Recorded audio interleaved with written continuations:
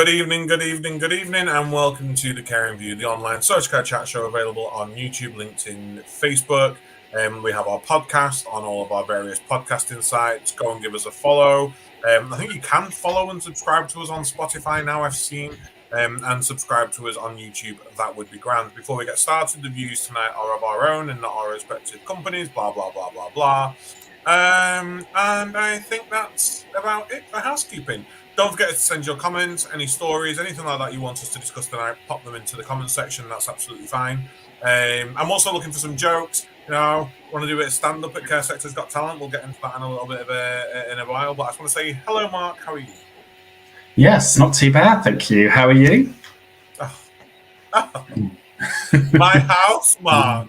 The drama of your house continues. Oh, it's decorator week this week, and my coving's still not up. So I'm just gonna. I honestly, I'd gotten so comfortable last week with no real work going on in the house after the boiler had been done that I could sit down and enjoy my house for what it is. But now my kitchen is in my living room, and I have no space again, and it's stressing me out. And it's been 5 weeks, so that's where I am at. Still taking answers on the back of the postcard if you can do plastic coving and you want to keep my house to do it. Honestly. So what's new? What have we got occurring?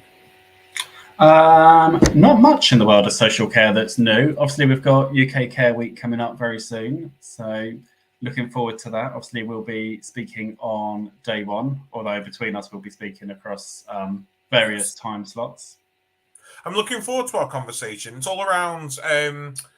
let me see if I'm getting this right, Mark. Any publicity is good publicity. Does social care do itself an injustice? And it's going to be a really good convo. It's all around the fact that social care is in the media all the time at the moment, and we're like, well, at least we're being spoken about. But actually, is it that beneficial if people are going away and going, oh, social care is still crap, is it? Is that really helping our case? Is that really helping the cause? Are we really elevating the sector to what we need it to be? And what should we do instead? Or actually, yes, this is really, really beneficial because at least people are talking about us. So if you are coming to UKK Week, we are going to be on day one. I think the domiciliary and business stage, potentially around 2:30. You can tell how well Mark and I manage our diaries. But we'll be around. Come and say hello. And it'll be great to have you involved in that conversation. What else? 19th of March is the deadline for Care Sector's Got Talent. So do make sure that you spread this with everyone that you're working with, all the organizations you know. Mark, and I must admit, I dropped the ball on that one. I didn't get mine through the post. So imagine me holding it up as well. But yes, make sure that you get your entries into Care Sector's Got Talent. We'll get the link up on the site, on the page, and in the chat comments later on. Anything at all goes with Care Sector's Got Talent. You could be drawing on social care, you could be providing the social care services. Variety is what's important. It was very singer heavy last year, and as much as we do love singers, I want burlesque. So anyone that can do anything fabulous as a talent, please do come to Care Sector's Got Talent. Make sure you get your entry submitted. It is going to be fab. Mark, I know you ask you every week, but what are you wanting to see? Fire breathers. Should we ask for fire breathers? Can anyone fire breathe? Please do apply, because I think that would be fantastic. We've got a stadium, have we, Mark? Yeah, I was watching The Greatest Showman at the weekend, followed by, ironically, Sing, both around, obviously, talent competitions. And yeah, I hope just to see, like you said, last year was full of singers and actually some really good, talented singers. And I think, just anything different and out of the norm. I think this morning I was driving to work and I took a different route and I got stuck in traffic and I just happened to look around. I'm always looking around when I'm driving, it's terrible. But I say graffiti, amazing scene from Style, and I'm like, just amazing scene. And actually, it reminded me of actually how much talent walks among us that we don't know. And actually the same for our care teams. Actually, they're so talented and they've got different skills that actually as leaders we need to bring out. But yeah, any different talents, I think. Definitely.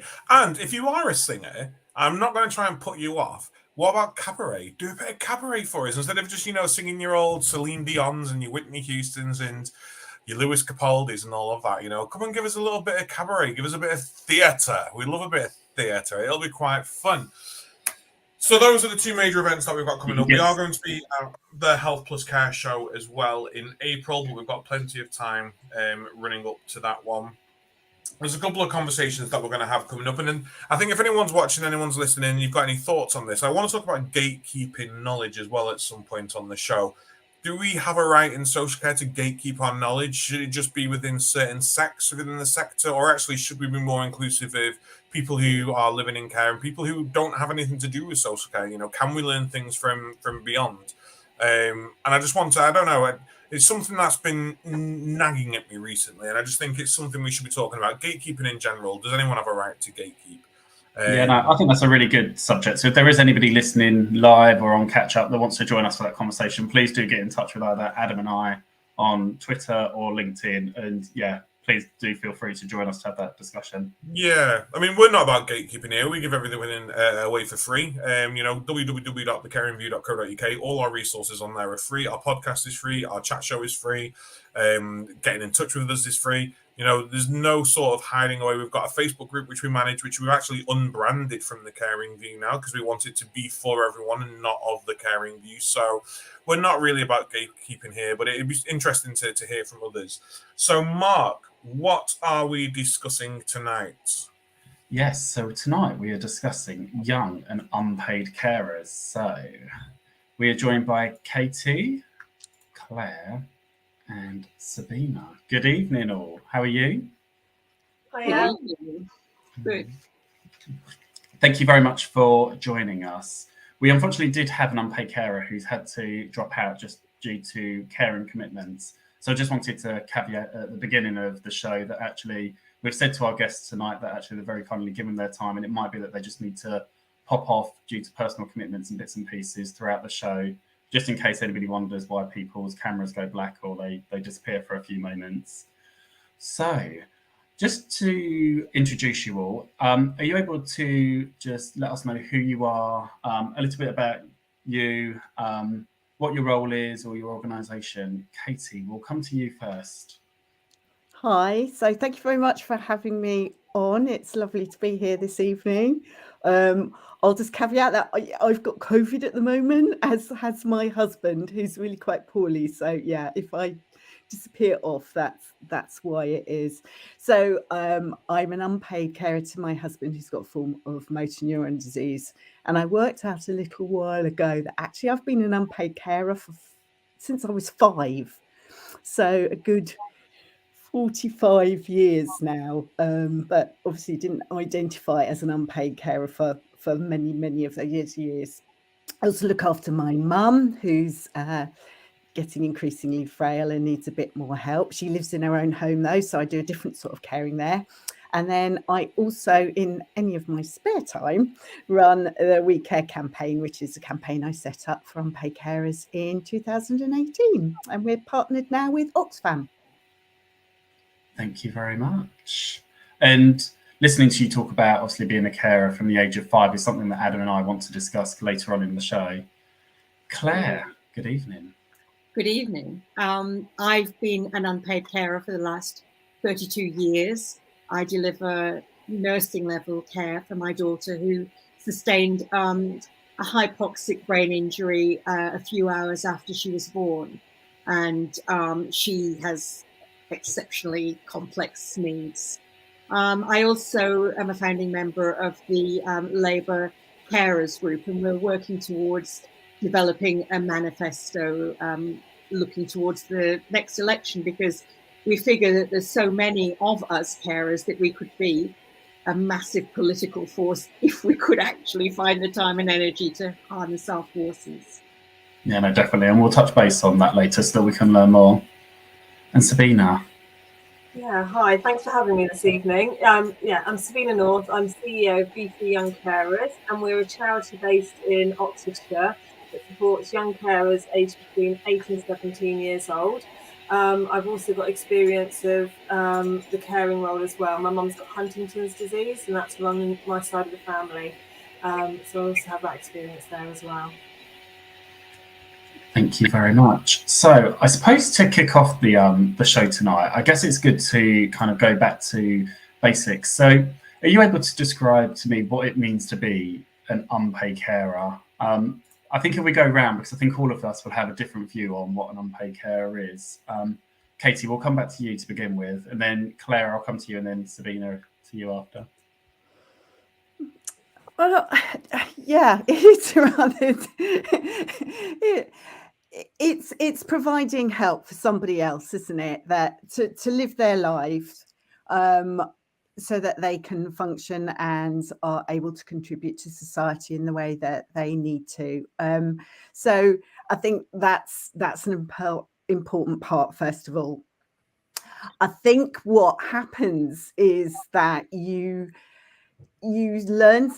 sort of leave some of your identity behind when you embrace this term unpaid carer, because before that, I've had periods of my life when I haven't been intensively caring so much. So I've been sort of part-time caring and doing caring at the weekends and things like that.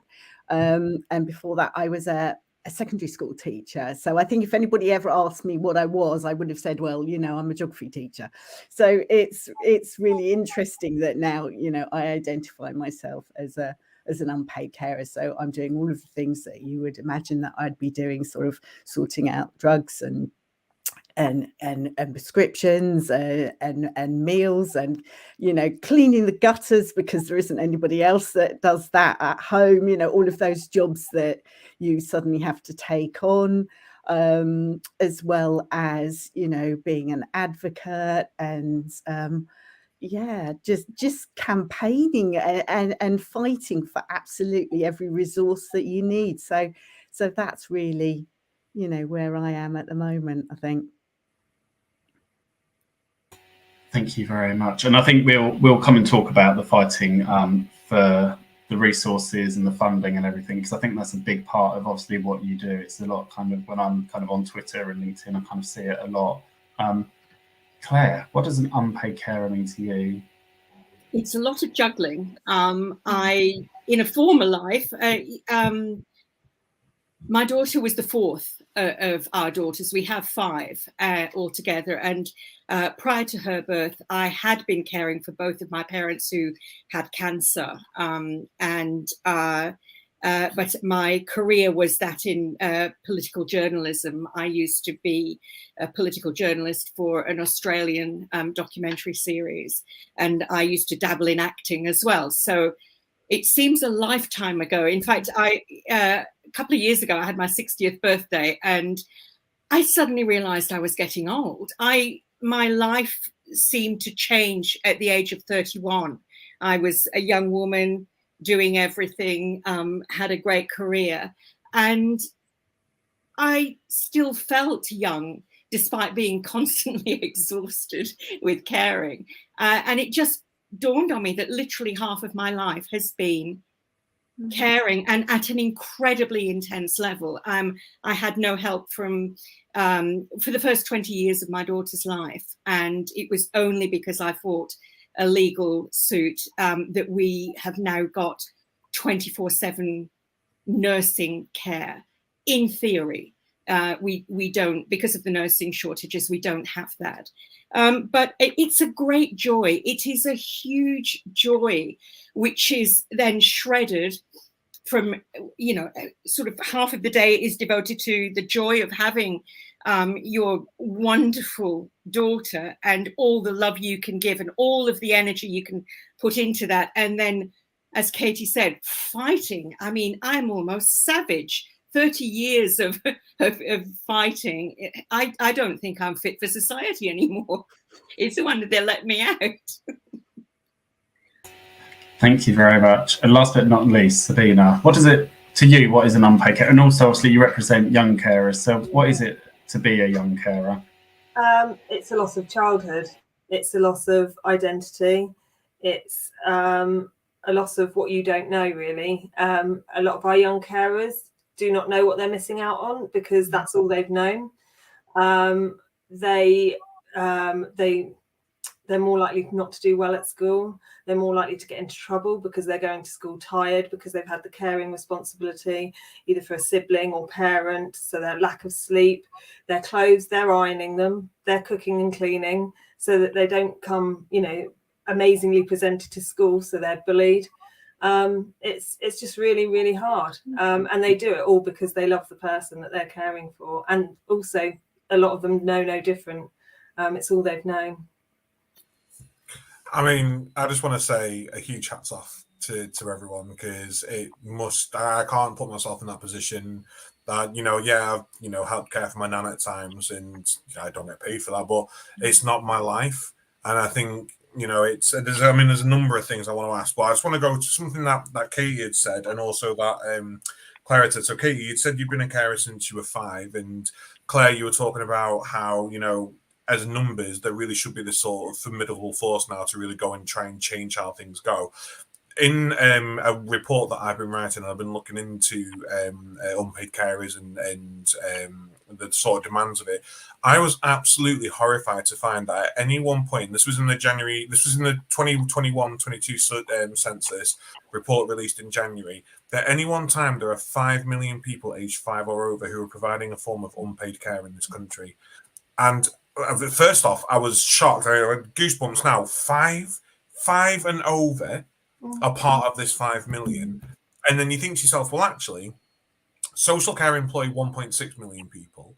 The NHS employs 1.5 million people. We're still 2 million people short in comparison to the unpaid care force in this country. And then you start thinking to yourself, 1.6 million people in this country are living with unmet care needs. Add that to the 5 million, you've got 6.6 million people in this country. So if unpaid carers just stopped tomorrow, 6.6 million people in this country would need increased care of some sort. I'm shocked. I'm not going to say that. Are you guys shocked at that? Well, people, are you shocked at that figure? Are you shocked at those numbers? Katie? No, because I think that it's many more. I think the census didn't do us any favors because it was done during the pandemic. And I've spoken about this several times, the fact that the wording changed, that we were having clap for carers. So then people weren't quite sure what a carer was, or they weren't then able to get to, support somebody in their caring role because they were stuck in their own house. So I think it's many more, and part of this, and I mean, this would be, with Sabine, is the fact that, people don't identify, they don't understand, how does a 5-year-old actually know that they're a carer if that's what their life is like? I mean, I had no idea. It wasn't until I was, in my 40s that I realised I had a caring role. And then I just looked back over my life and thought, actually, I've been doing it. The only time I have not cared is when I was at university, actually in term. As soon as I came home from university, then again, I was caring. But, and I keep thinking, well, perhaps that was why I was so happy at university. Is it because it was the only time I actually didn't have responsibility for anybody else other than myself? So, yeah, I don't think that those figures are enough. Plus, then, we've got 5-year-olds, but we've also got 95-year-olds trying to look after, their partners who don't realise that they're carers and that there is some support available. But if they're not identifying, they're not able to get that either. So it's a mess, isn't it? It really is. Now, Claire, the campaign that you're thinking of these, and this is my ignorance, it probably is more than 5 million because people don't know how to identify as it. And a 5-year-old's not going to complete the census. So how are we actually really truly capturing that data? How are you going to tap into all of those people to sort of get to where you want to get to? It's very difficult. We have quite a large group. I think John McDonnell put out a note on Twitter, and we all joined in. Of course, you're hampered by the fact that a lot of people don't want to affiliate themselves with the political party. But the biggest problem is actually getting people to be able to give up the time and their energy. Sometimes they're just not mentally able to cope with regurgitating the fights that they've gone through. So it's very difficult. We're in the process, as I said, of developing the manifesto, and we're beginning to open it up. So soon there'll be a campaign to try to get more people on board. From my perspective, it's more, I don't care really who the political parties are. I just want everybody on board, and it's an issue that's going to affect almost everybody at some point in their lives. So it's crucial that we get down to it, because I just think that there's so many misperceptions about the role of unpaid caring, even amongst ourselves.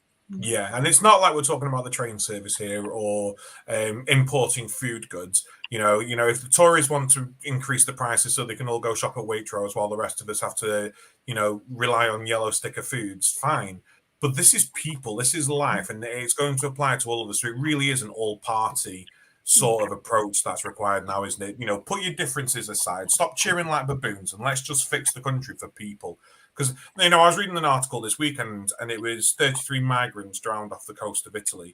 And the first thing that hit me was, we've just reduced them down from a person to a migrant. We've reduced them down to a term, to a mission. And how much different would it be if we just spoke, 33 people died. 33 people have died, and we're losing track of people. And I could get on my bloody soapbox, but I probably already am on my soapbox. It's probably too late. Sabine, I just want to go to the 5-year-olds and the young carers. How are we capturing that data? How are we making sure that we're giving them the support? How do we identify it? It's really difficult because, like you say, a 5-year-old's not going to fill out a census form, are they? So we have to, because of funding, we can only support carers aged 8 and above. So we are getting referrals in from, I think our lowest has been 4 years old. So that's even a school or a parent that are referring in for that young carer. And it's just really difficult. It's difficult for schools to identify them. So we are doing a lot of training with schools. This week we've gone out, it's World Book Day, I think it's Thursday this week, but we've gone out on a World Book Day tour with an author who's written a book about young carers. A young carer is a superhero. It's called The Late Crew by Rob Ferguson. And we've got Rob down, and we're going around all the primary schools in Oxfordshire, giving away free books, but talking to the whole school about young carers, so that, one, teachers are aware of what young carers are. If a young carer is there and they don't realise they're a young carer, then they can identify themselves. But those young carers that already identify themselves, they can be proud of the role that they do, because there's a lot of shame that comes with it, especially from the parents. It's a lot of them. It's not nice that a child is having to look after you and bathe, clean, sort out your prescriptions and things like that. It's something that not a lot of people would be proud to say, my child's a young carer. I rely on a child to have a wash or cook my food and stuff. So we're trying to raise more awareness out there, trying to educate the teachers to identify. They've got so much on their plates, but unfortunately they are the ones that need to know about young carers, so that we can offer them the support. But it is getting younger. And we are seeing more extreme cases as well. It's had the last few years, we've heard about the mental health crisis, but then you just throw in a young carer in that, and it's just double as worse. It's really difficult. Thank you very much. I was just looking in the background to find that link to the book, so I'll make sure I share that in the comments in a moment. I want to talk about something that came up and that a couple of you spoke about. Katie, you spoke about the only time you've not been a carer or cared for somebody was actually when you were at university. And Claire, you spoke about that actually you had your career and then obviously fell into the caring role. And I kind of want to talk about awareness and resentment. Is there any resentment that actually you've lost your career, or that the only time you've been able to have no kind of caring responsibility and only worry about yourself was at university? And what can we do to raise more awareness about actually the role that is the unpaid carer role in society, and also make sure that local authorities and government and members of the public are giving you guys and others like you recognition and the support you deserve? Claire, I'll come to you first. Well, the resentment from my part is towards the local authorities, and it's specifically the then CCG. My extensive experience, I trusted them. They're in a position of authority. They're in a position of trust, and we're raised to trust people who are seen as expert and authorities. I found out at the end of my daughter's years in pediatrics that I'd been lied to all along, and that she ought to have had some support. She should have. There is an element of continuing healthcare that is available to children, and I had been specifically, because I kept asking, I thought, you know, I'm doing things that nurses are doing. I practically grew up in hospitals. My mother was a matron, and but she was a late entry nurse, and I used to help her study. So, you know, I kind of knew that certain things weren't right. And you know, we were teaching ourselves to put in NG tubes. We learned to diagnose via the stethoscope, auscultation. We deliver IV injections. We've now flush portacaths. These are things that the district nurses can't do. So I kept saying, well, we can't go to respite. Respite care homes have admitted they can't cope. What is available to people at this end of the complex care system? And it turns out that still, my daughter's 32 years old, still there's nothing. In fact, I was in hospital the other week, and one of the nurse trainers came to me and said, oh, I heard you were in hospital with your daughter. I've got another tracheostomy patient. Have you got a care plan? What were you given? And I said, well, I wasn't given anything. I wrote it myself. She said, well, have you got anything you can give to me? Because we don't seem to have anything. And I said, what? This is back in 1999 that I was writing my care plans. Why is there still nothing there? And I just think that that's the resentment. You know, I'm now in 63. I now have a fabulous team of nurses. They are the most wonderful women. We've been training them over many years, and by the grace of God, they've stuck with us. But because it's been so short, I can, up until very recently, do 6 shifts straight. If the CCG want to turn a blind eye to it, they know about that. They know that we've done many, many, many weeks straight, but they don't bother about that. And yet when you actually say to them, well, you know, can I have some recognition here? Can I write this? I'm going to need to rewrite it because this care plan's unsuitable. Then I'm very quickly told that I'm not the expert. I need to listen to the professional. I'm giving the professional. I'm rewriting their stuff.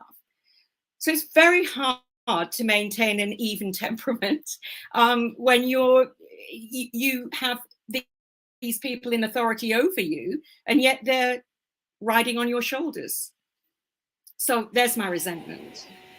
Yeah, no, thank you very much. And I can't relate. I'm not even going to say I can relate to you, but I know from obviously working in social care that actually a lot of the people that are the social workers and the professionals don't actually have any hands-on experience. A lot of them might have just gone to university, maybe did a week's placement, and actually, who in their right mind says that you're not the professional? Because actually you're the one that's living with that person day in, day out. You know them better than anybody else. And that's a conversation that we've had in the world of learning disabilities a lot, that actually the parents are the professionals because they're the ones that have raised that child and they've had that care and responsibility at home. And just because somebody might have just moved into a care home doesn't remove that whole back history that they've got of the person.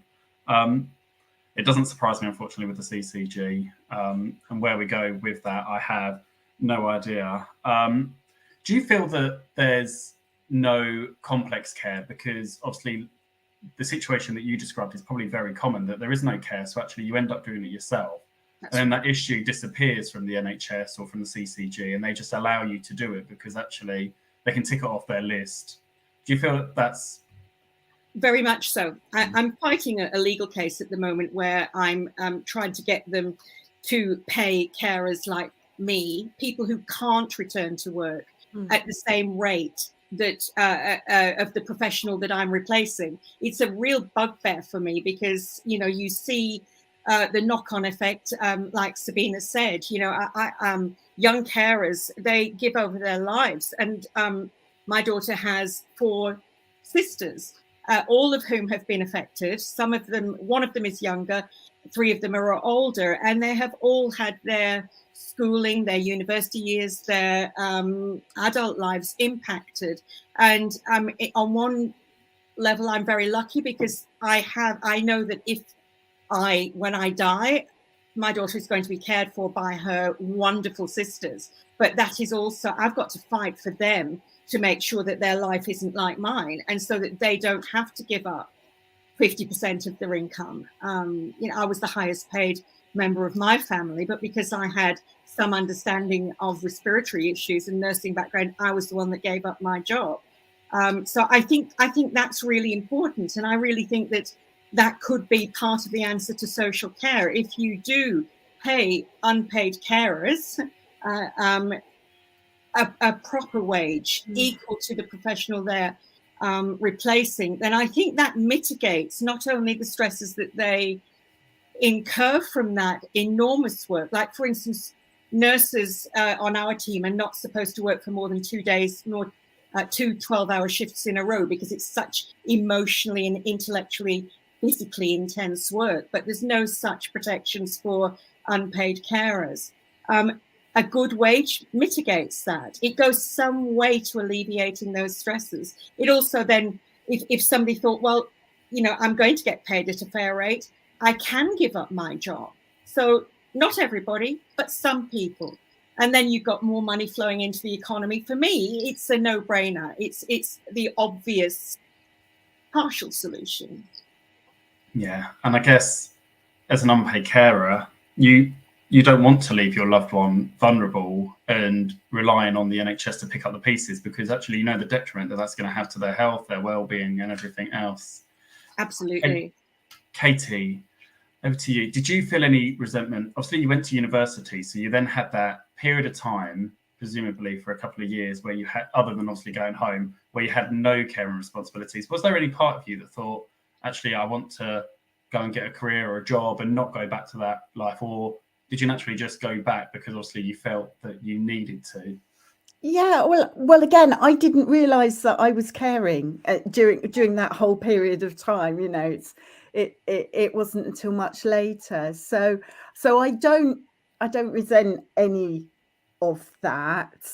I think what Claire said is really, it hit it on the head. It's the fact that I've had to leave my career.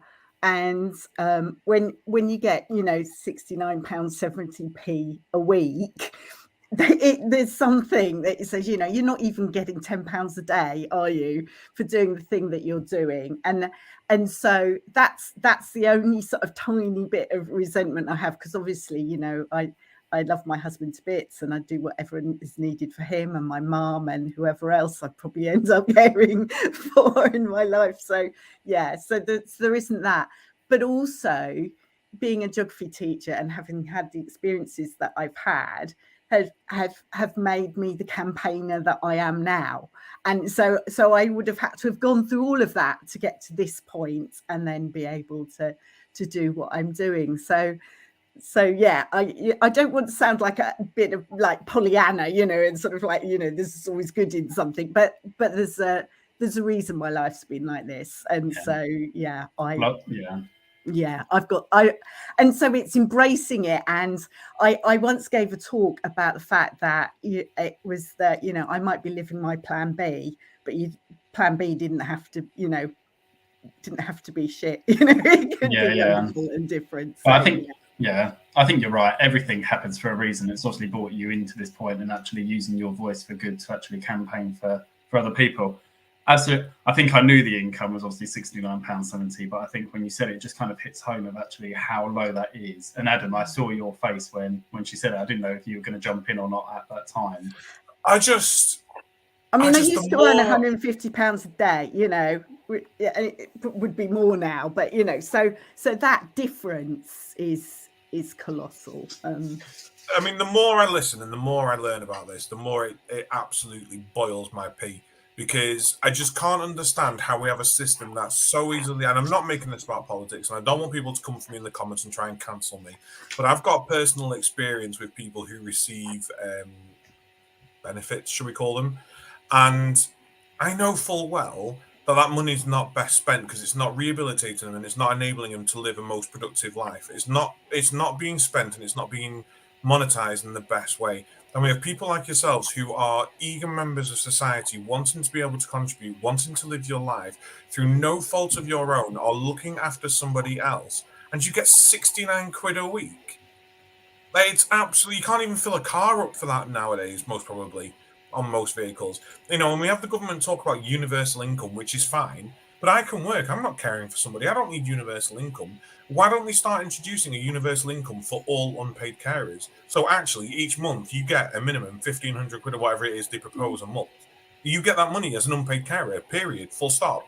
Done. I mean, if you're no longer an unpaid carer, you don't qualify for it. But whilst you are an unpaid carer, so you can do a bit of part-time work. You don't have to be full-time, but you can still do the stuff that you want to be able to do. And it's like, I just feel like we're penalizing people for being decent people to go, well, I'm sorry, but this is your life, so deal with it. And we've not got the nurses and the staff to help, you know. And I don't want to offend you guys by saying that, but that's how I'm seeing it from an outsider's point of view, where actually I'd be going, crikey, these guys are saving the NHS and social care by doing what they're doing. Can we just recompense them somehow? It's not going to take away the fact that, you know, Claire, your daughter, is in the position that she's in, or Katie, you're looking after your husband. The money doesn't take that away, but it sure as hell helps you live a decent life whilst you're doing it. I'm just gobsmacked. There wasn't a question there, just me. No, and I completely agree. And yeah, you're right. It's not about the money, but actually it takes away that financial burden and that worry that actually once you've looked after your loved one, but actually you haven't then got to work out actually how you're going to pay your bills and how you're going to live week to week and month to month. And yeah.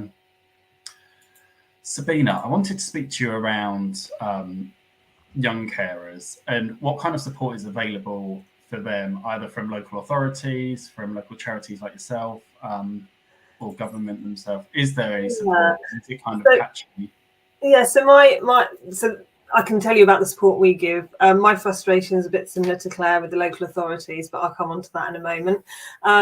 We offer support. We're solely funded on donations. We don't get any statutory funding whatsoever, so we don't know what's coming in month to month, but we do our best and we manage. We offer mental health support for our young carers, which involves one-to-one emotional support, and that's carried out by our youth workers, and they go to schools and carry that out with the young carers there. We then offer a further session for our more complex cases, so we offer one-to-one counselling. We offer a befriending service, which is where a young carer is matched with one of our trained qualified befrienders, and they will meet every week and take that child out for a respite. So it can be just to play football down the park for an hour, but it just gives them a bit of respite there.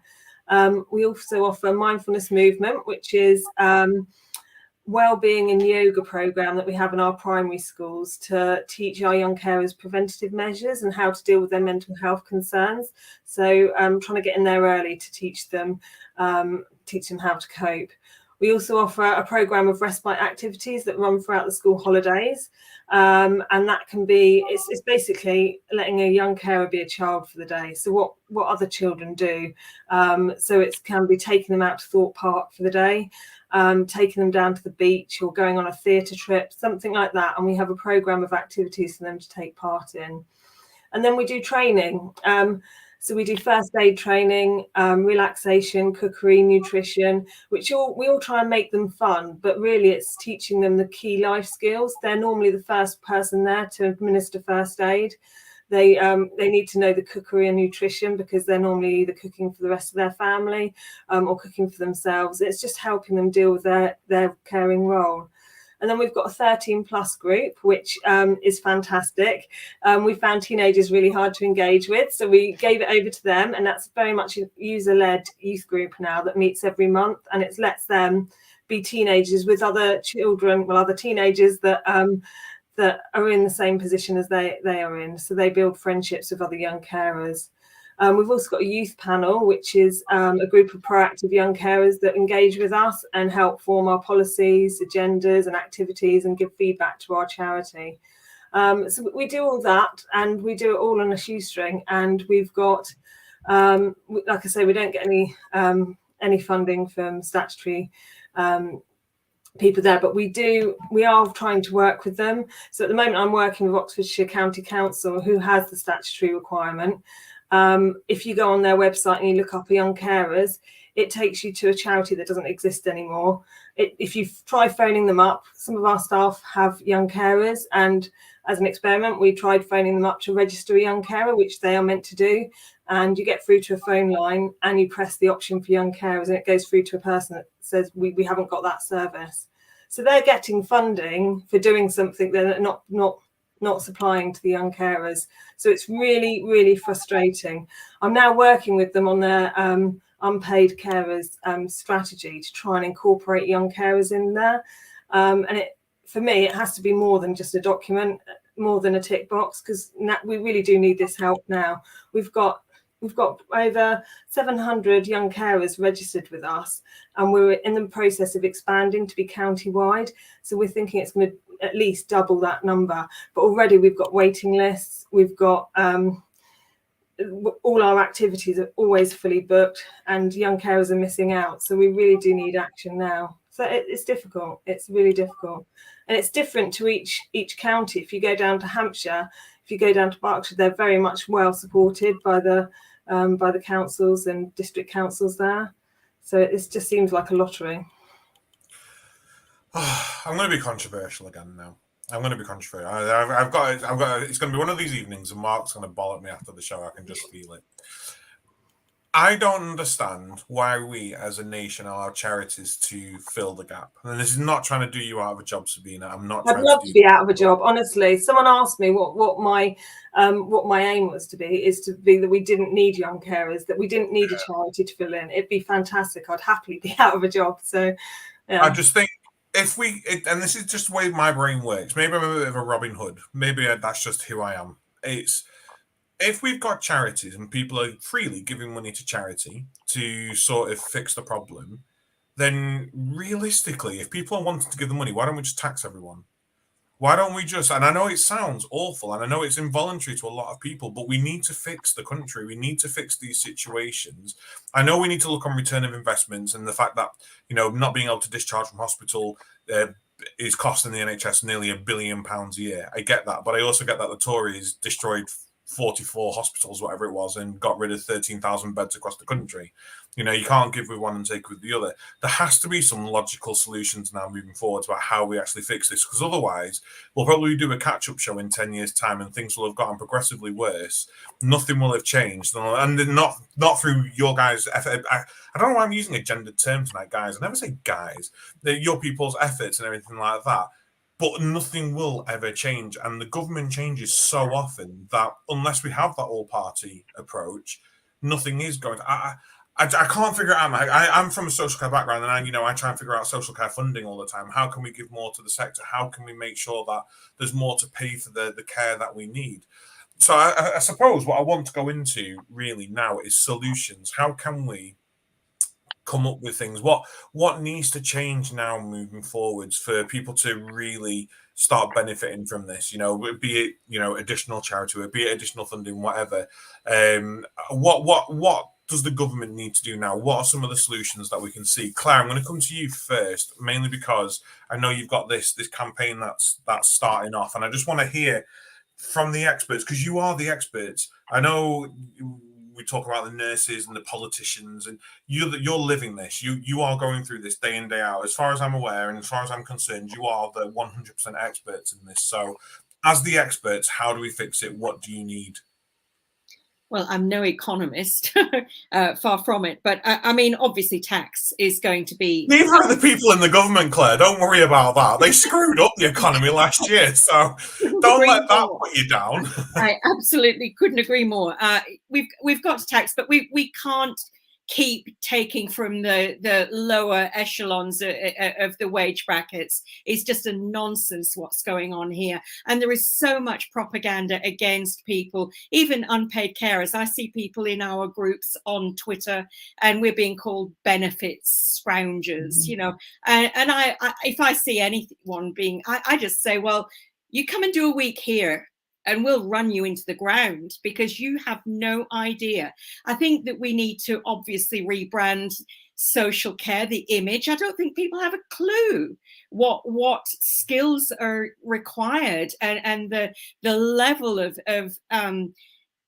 intellect, the level of care, energy, empathy. It's multifaceted. You have to start recognizing this, and it's got to be, not patronized, not, oh, you're a hero. I'm so sick of hearing you're a hero, you're a saint. Don't dismiss me so easily. It just implies that you've got to be special to be able to do these things, as though normal people are incapable and unwilling, for God's sake. We've got to get behind this notion that we're all in this. We're all going to be caring at some point, whether we know it or not. We're going to be caring. And like I said before, I think that you have to start recognizing this co-production business. It actually has to be proper co-production. Like, for instance, Sabina said that in Oxfordshire, which is where I am, I'm right plonk in the city, the unpaid carers thing that you're working on, Sabina, why haven't they asked me? I've not heard of it. I would like to be involved in that. I've got a lot to say about this. And also payers. Start paying us. Those of us that cannot work, those of us who are willing to give up jobs or give a significant portion of our time. It's already been proven that we have higher costs. Disabled people have higher costs. We need that knock-on effect. We need to be able to fund. My energy bill, like most unpaid carers, is phenomenal. The amount of hospital machinery that we're running here. I'm running 3 nebulizers, 2 suction machines, an oxygen concentrator, electric hoist, electric wheelchair, electric jacuzzi bath, adjustable hospital beds, column-icing machines, oximeters, £69 a week. That'll cover the energy bill. It's a nonsense. So it's got to be an entirely holistic approach, and it has to be radical. No tinkering around the edges. And I just want to add on to the little list for you. I say little list because it's a massive list, and I completely agree with you. But okay, so I'm a group, and I think actually Claire's got the knowledge. I'm going to get her to come down and help me, but I'm not going to pay her. Why would I pay her to come down and give some experience and feedback? And I'm not going to recompense her for having to get an extra nurse in that day to look after her daughter, because I know that's the day that she looks after her. There's all these hidden costs that on top of your day-to-day stuff, which we don't, and it's something I was ignorant to, and I've learned over the years. When I talk about people who are experts by experience, people who are experts, actually, you've got the costs that need covering just to be able to come and give your knowledge. And if I'm going to do a panel, and if there's going to be a panel of people, and actually the people who are joining are in a paid role, then surely the people who are unpaid are of equal value to the people who are paid.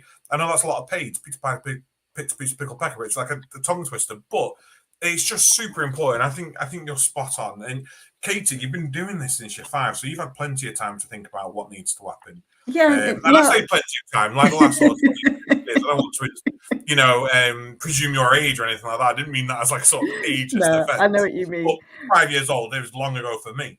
I'll just pick you up on your point about experts by experience, because I was recently lucky enough to be one of 3 unpaid carers that gave evidence to the House of Lords Adult Social Care Committee. And, they had expert after expert after expert, and they treated us really, really nicely. But there was something there where I was sitting there thinking, actually, I'm not being paid. All of these other experts are being paid and giving their time, and they've got a salary, whereas the 3 of us, and I was thinking, that's not right, whatever they thought. So yeah, no, I appreciate that.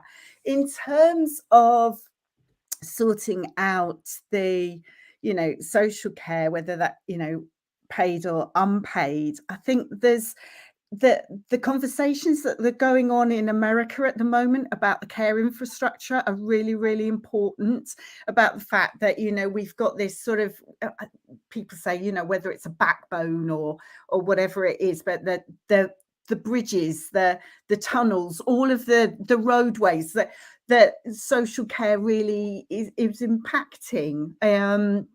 So if we had an argument like that, I think that would really help, and that would draw in both those that are paid and unpaid, because they're obviously, the social care workers that have not got the right amount of money, or not being able to utilize their skills or the training, and so and that impacts on us.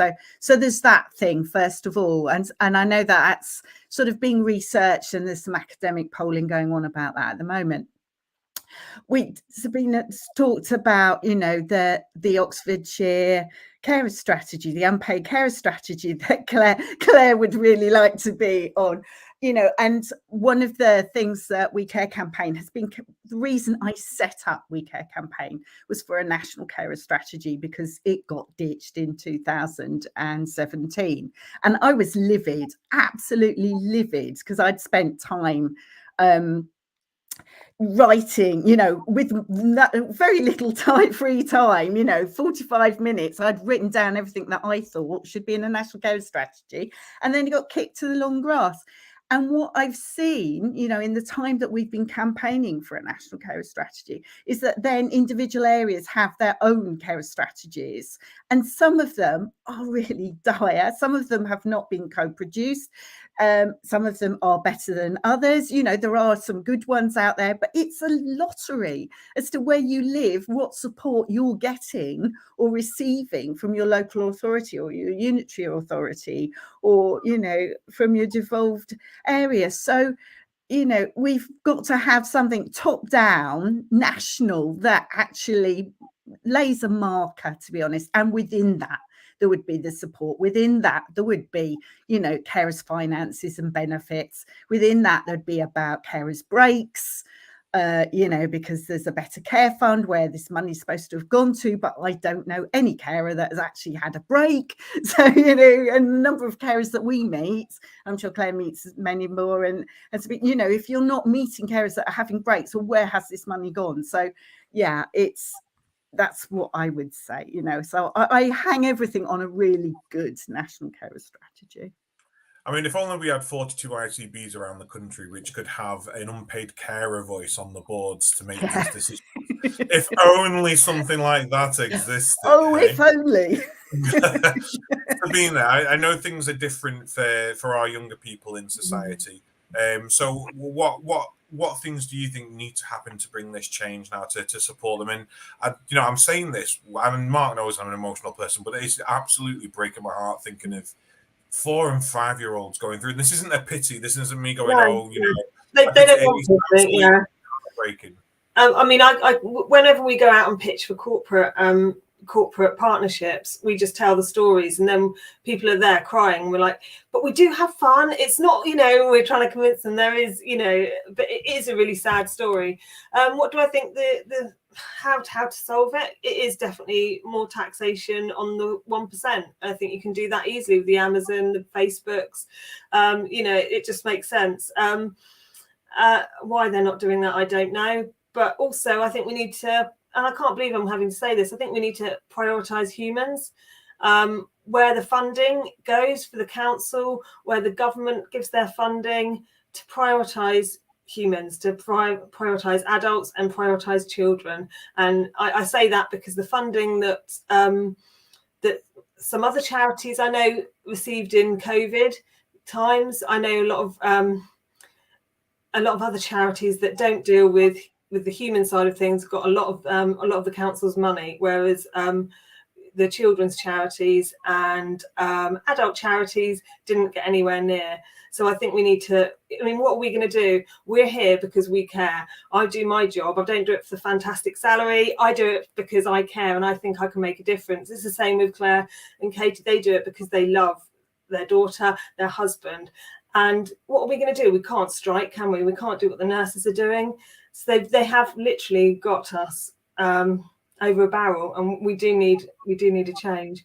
I don't know. I can just say you can vote a different government in.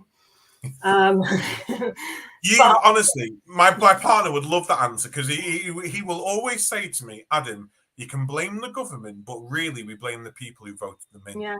And actually, we are the ones that control the power in this. It's not the government. We can control who goes in. and we can kick away from the status quo, and we can try and bring someone different in. Good, yes. Yeah.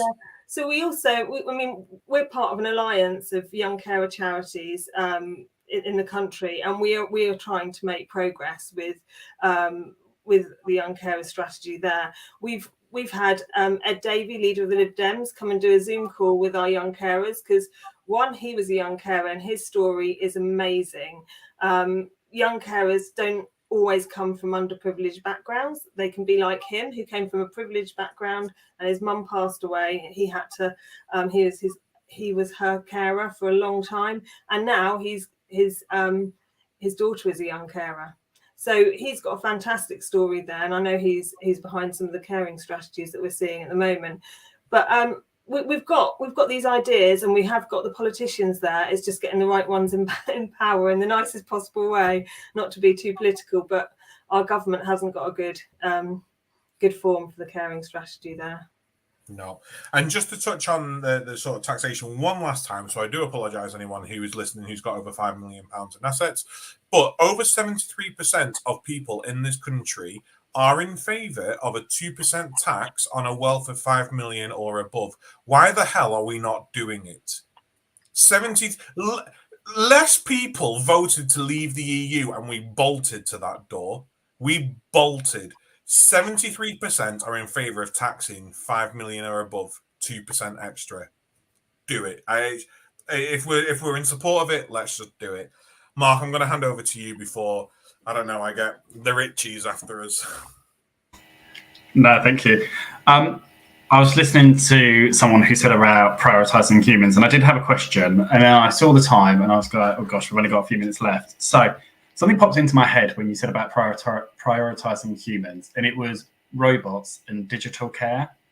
And it wasn't on my agenda of things to even think about and talk to you all about, but do you think there's a place for robots and digital care in unpaid care? And if so, what do you think that would look like? Would it work? Would it not work? Is that something you would welcome? I'll come to Katie first, and then I'll do the route that I've gone to Claire and then Sabina. Well, considering that I've had COVID this week and felt really rough, I would have welcomed any help from anything, to be quite frank. So yes, definitely. It's very interesting, isn't it? Sort of the use of AI, and I know I'm also a trustee of the Motor Neuron Disease Association, and we've been trialing sort of robotic care to support people there. You know, and there's also things as easy as Alexas and things like that, isn't it? That support people to switch on their lights, you know, if they can't get up, and all of that sort of thing. So, yeah, I'm supportive of that. I've got to say, if that, you know, allows me to go off and have a quiet coffee for a few minutes. That was, you know, I think it's got to obviously be in conjunction with other things, but anything that could take the pressure off for a bit and that was safe, yeah, I'd welcome that. No, thank you. And I didn't even think about actually how it would just give you a couple of minutes just for yourself to have that cup of tea, cup of coffee. Claire, what are your thoughts? I think in principle, I would support it, but I see all kinds of danger signs there. I think that I'm envisioning CCG saying, well, okay, your daughter doesn't need a team of nurses. We'll just hook up a pile of monitors and we'll program it in a very sort of gosh, I'm no mathematician, but we'll program it in a very sort of linear way, and it won't allow any kind of nuance. And my daughter's care is all about the nuance. It is so micromanaging. No, I don't think that could be catered for. So I could see that I would be on tenterhooks thinking they're going to change, you know, all the help I'm going to get. The nurses are going to go. I'm going to be worrying about a machine and monitoring it even more than I would do. So in principle, I think it could be really useful in certain areas, but I really worry about it being dangerous in the hands of a CCG. And I completely agree. I think, yeah, you were spot on. They probably would say, well, actually, you've got something monitoring. And I think whenever we speak around monitoring and digital, that's all well and good, as long as you've got someone monitoring it at the end of the day. Sabina, what's your thoughts? Obviously, a 5-year-old can do a lot. Whether they're going to be able to program the digital side of things that we're seeing these days, but perhaps a teenager. What are your opinions? So I'm probably going to come from a different angle here with AI. With I don't know if you've all heard. I don't know if it's this week, but it's fairly recently, the Open AI, which is where you can write anything. And I think for charities, that would be really helpful for writing applications, funding, doing reports. It would save such amount of time, huge amount of time there. I suppose with the one-to-one caring, which I guess is the angle you're coming from, I don't think anything can replace the human side of things there. But if it does allow a slight bit of respite, even if it's just, like Katie said, going outside and getting a cup of coffee by yourself, then that's got to be good. Yeah, no, good thought around the open AI, and I've seen it a lot on my TikTok recently around ChatGPT and everybody kind of jumping on it. But it looks like it can do some magnificent things. Adam, any final closing words from you? I think just on the digital side of things, the tech side of things, I think we've always got to understand that digital has to be a supplement to the human condition. It can't be a replacement for the human condition. But I do think ICBs and local authorities and commissioners do need to get a bit more creative now with their funding.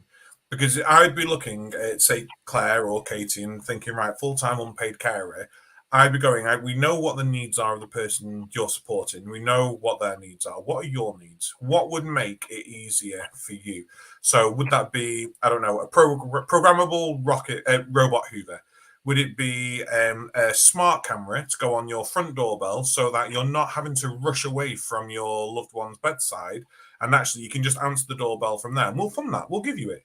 It's not a problem. We'll make that happen for you. Or while you're out and about and someone goes to the door, or is it, a Ring camera for inside your house? Is it this sort of stuff that actually is going to take away that stress and is going to positively influence your mental health and well-being, instead of thinking like they do? Because I'm hearing from managers already going, actually, can you not do that house call, and can you just phone them up instead, or program their Alexa to remind them to take the tablets? It does exist, and it is happening, that money-saving thing. But if we just change the way we think slightly and go, instead of inventing all this expensive technology, Alexas exist, Google Homes exist, Ring cameras exist, robot Hoovers exist. You can pick one up for 40 quid off Amazon. All this stuff exists. Can we not just put some of that funding in there and go to our unpaid carers and this unpaid workforce and the people they support and go, what will make your life easier? And I know we can't take away your caring needs, but what can we do so that actually when you've done your daughter's medication, or you've looked after your husband and he's had his shower and his bath, you can just go and put your feet up instead of running around the Hoover, or you're not running around and breaking your neck for the door? What sort of stuff can we do? And that's just me thinking that needs to happen. We need to start thinking creatively now with our funds without robbing people of their experiences. This has just been, it's been, sometimes I love doing this show because it's fantastic. It invigorates me, and I was shattered before we got going. And sometimes I'm a little bit like this when we do it so late in the evening, because my mind now is just racing, and my heart aches. And it isn't about pity, but it is just around how we go about our lives so naively. 13 years old, I was still trading Pokemon cards. 8 years old, I was probably learning to do something fun. I wasn't thinking about ironing or cleaning or cooking, and I'm 33, and I'm not thinking about spending the next 30 years of my life, Claire, being a full-time carer for somebody. I don't have those experiences to come for me. I've got this luxury of life that I can live, and we go around so naively and we treat you all so awful, and I'm just sorry on behalf of everyone. Anyway, this has been our show, and I want to thank you all for joining us. It's been absolutely wonderful. It's been great to get this conversation going. If there's anything Mark and I and the Caring View can do to help any of your causes, if we can push some voices out, if we can push some noise out for you, if we can draw some attention to you, that would be absolutely fine by us. We'll do whatever we can do. Mark, have you any final words? No, I think just echoing what you said, I think it's been a really insightful show, and definitely some takeaway points for me. I think I sit on one ICB board and I sit on one ICS in another region, and actually I'll make sure that I take back the awareness of the unpaid carers into those meetings that I'm in. And I hope that anybody watching that is part of an ICB or an ICS do the same. But I just want to say thank you very much to the three of you for giving your time, giving your evening to come and join us to raise awareness. Well, thank you. It's been a pleasure. Absolutely. Thank you very much. This has been The Caring View. This will be available on Catch Up, and I always send this out, but I'm going to make sure I send this to as many people. I might actually send it to my ICB that I sit and work with on a regular basis as well, just to give them a reminder of what life is actually like at this moment in time. So we'll do what we can to spread the awareness. We will be back next week with another show. Don't forget to apply to Care Sector's Got Talent, and we are going to be at the UK Care Week on the 22nd, 23rd of March. Mark's not going to be there on the 23rd of March. I won't tell you why, but Mark's not going to be there on the 23rd of March. But we will be there on the 22nd, and we are going to be discussing, is any publicity good publicity? Do we do ourselves a disservice? If anyone knows myself and Mark, we're all about the public image of social care and trying to raise that sort of platform in the portfolio that we've got. So until then, thank you all for joining us. Yes, Katie, I hope you feel better soon. And send our love to your husband as well. I hope he does feel better soon. This has been The Caring View. Don't forget to subscribe, and we will see you next week. Good night, everyone. Good night. Thank you all. Bye.